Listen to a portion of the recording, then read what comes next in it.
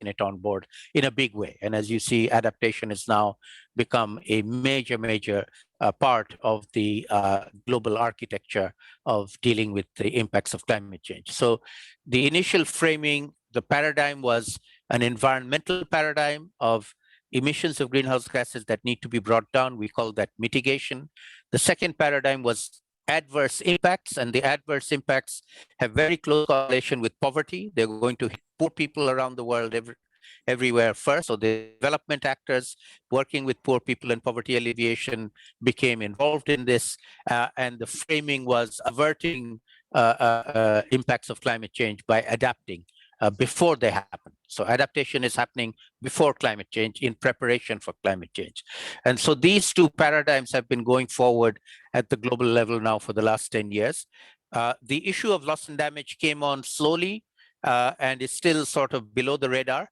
But 2021, we want to take it above the radar. We want to make this into a big issue going forward. And I think that youth have a very big role to play in making that happen.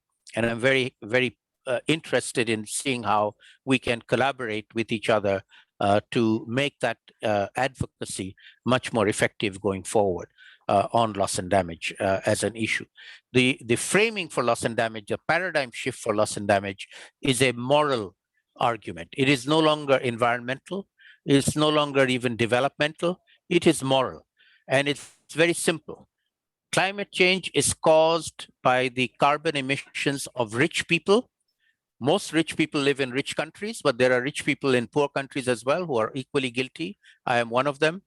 So those of us who are relatively rich have a carbon footprint by virtue of the food we eat. If we eat more meat, we have a bigger carbon footprint. The house we live in, if we have a big house, we have a bigger carbon footprint. The vehicles we travel in, the kind of transport we have, if we do a lot of air travel, we have an even bigger carbon footprint, and so on and so forth. And so each of us are polluters in our own right, and therefore we need to recognize that we are polluters. We need to do something about it. We need to reduce our pollution if we can, but we cannot reduce it to zero. And we have to recognize that our pollution has consequences. They are victims of pollution. Pollution is not a victimless activity. There are victims. People are going to suffer because of my personal emissions and other people's personal emissions. And therefore, the argument is that the rich people are causing a problem, and the victims of this are poor people in poor countries primarily, but even poor people in rich countries. And there are a lot of poor people in rich countries who are going to be victims as well. And so the victims are poor, the perpetrators, polluters are rich people, everybody. And therefore, this is a moral issue. This is not right. This is unjust. This is not to be accepted. And if you take the faith community globally, you will see that in every religion, this is something that religious teaching says, don't be unjust to the poor, help the poor. This is a moral teaching in Christianity. The Pope has already laid this out in Laudato Si. In the Protestant traditions, this is now very much part of that.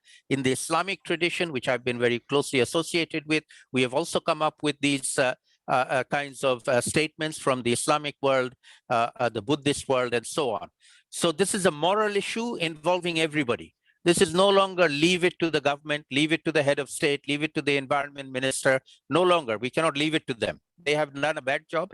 They have not done anything. They have not done enough. We need to push them to do more, but we also need to do more ourselves. So our way forward now needs to be making loss and damage and tackling loss and damage a very high level messaging advocacy from the global stakeholders, particularly global youth. And I'm very keen to help you in that framing. I know that this is already something I'm preaching to the converted here, so please forgive me for that. But the question now is, how do we amplify? How do we make this more effective at the global level, not just in terms of raising awareness? We need to go from awareness to action. And so in that context, I'll say a few words and then I'll open it up for your comments and reactions. We have a very big opportunity right now at this particular point in time, which is in the global political arena and in the UN Framework Convention arena. the group of vulnerable countries, there's a group of vulnerable countries called the Climate Vulnerable Forum. It was set up 11 years ago by then President Nasheed of the Maldives, and it now consists of nearly 50 vulnerable countries from Asia, Africa, Latin America. And this is not a negotiating group, but it is a political group. And this group was very effective in getting the 1.5-degree global target in the Paris Agreement. When we went to Paris, it was almost impossible to think that 1.5 could get in.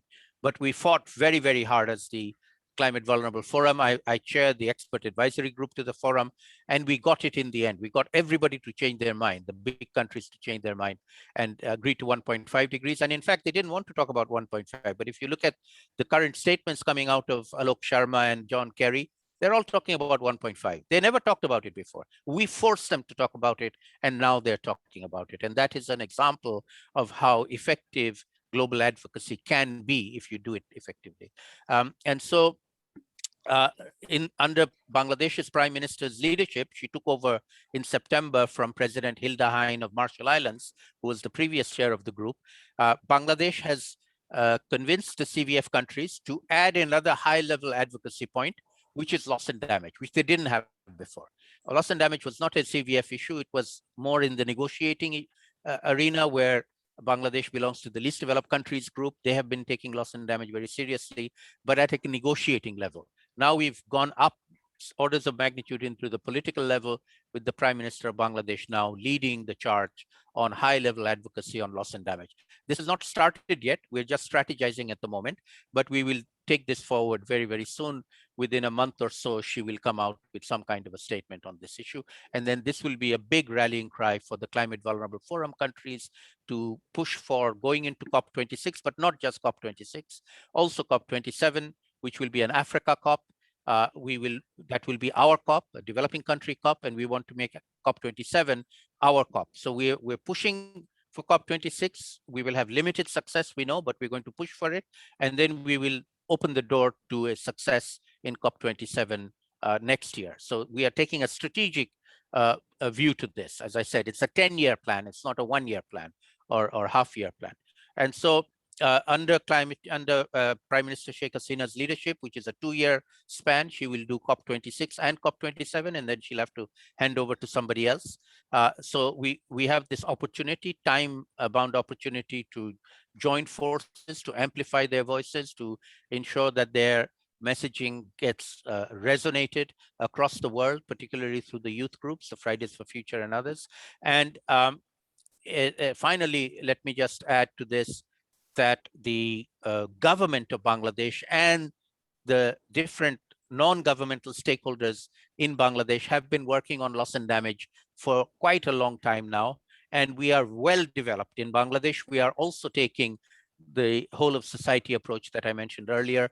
Government and non-governmental actors are going to be working on loss and damage at a national level, but also using our various connections from all of these different stakeholders with their international counterparts to amplify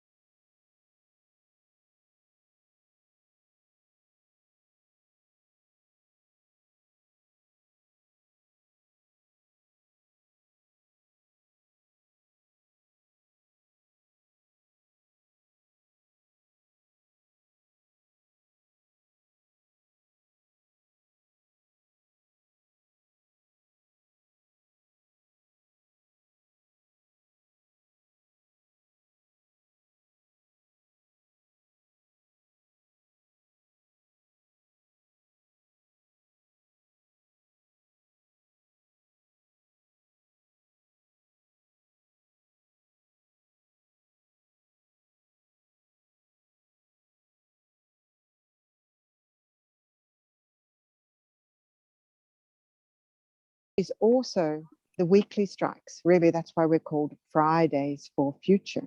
Okay, the quarterly strikes I tend to consider to be called School Strike for Climate, which is the way the Australians named it, but it's not a big deal. But the weekly strikes tend to be, we've had up to 2,000 every week on a continuous basis for several months, and they tend to be dominated by people of all ages. They're still female biased, and they're very much biased with people who have foreign backgrounds, like myself. I'm born in Australia, but living in Stockholm. Not saying that that's everywhere the case, but they're a broader group. And the true power of Fridays for Future is the two amplifying each other. I don't believe in letting, without being anti-male here to make this comment, I really don't want the weekly movements to be dominated by white, middle-class, male people. That is not what we're at. And that's not where the quarterly strikes are at too. The goal is to give the microphone to everybody, or as broad a group as possible, and especially those who are most affected. So the mapper is a great next step forward with them. What is it called? Most affected people and places and areas, sorry, MAPA, most affected people and areas, which has this sign. And I really, and included in the mapper groups in every country are not just, as you mentioned very correctly, poor people in those countries, even rich countries, but also every younger person. They will have an order of magnitude more of hell than ourselves. Okay. And I really must thank you for your work to bring the 1.5 degree into 2015, because as it turned out to be the wisest step, in my view, in 2018, when the feedback loops were shown, and the difference between 1.5 and 2 is an order of magnitude. Our ability to keep under 4 from 2 is insignificant. It's sort of, the ability to do that is like 0.001% or something trivial. Our ability to do it at 1.5 is still probably not large. It's maybe only 1 or 2%, but it's much, much higher than 2. So that work there was wise, forward-looking, and I dearly thank you for that work. Now to give a question. Sorry to take so long, but I'm afraid I'm going to have to leave in a few minutes, but please do go ahead. Yeah. So my question is how, I assume, you've said that this should be ongoing meetings, and I gladly accept the invitation to do this well and thoroughly. But how, if Bangladesh is ahead with awareness, and the truth is possibly Bangladesh can lead the way, and I would love that. Like, the culture in Bangladesh is gorgeous, really, for this, because you're very much a group of people who are standing back and supporting each other, and that's really gorgeous for activism.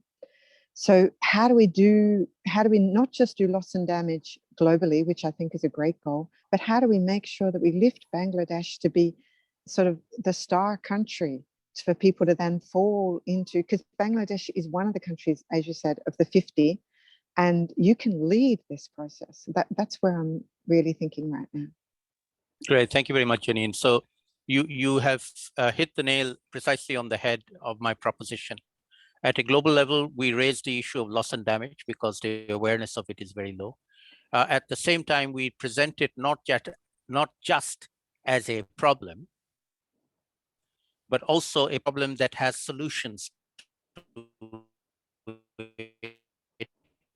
if people are willing to think about solutions.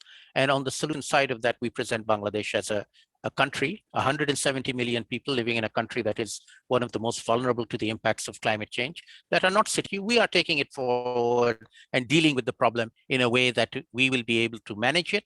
And not only we will be able to manage it, the rest of the world can learn how to manage it from us. The North is going to have to learn from the South how to deal with the impacts of climate change.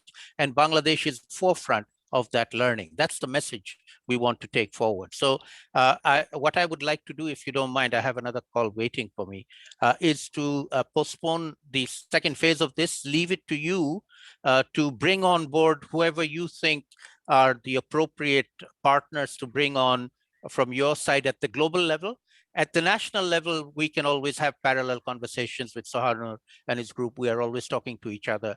That doesn't have to be organized as formally, but the international partners. And at some point, I would be very interested in having a conversation, in this private conversation with Greta herself, if that would be appropriate or possible, and then do some strategizing with her as well on how we can take this message further going forward into the future.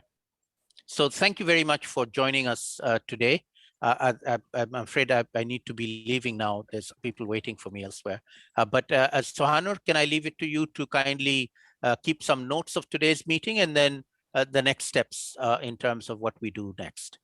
Okay, sir. Thank you, sir. Thank you. Thank you very much. Thank you. Okay. Thank you, sir.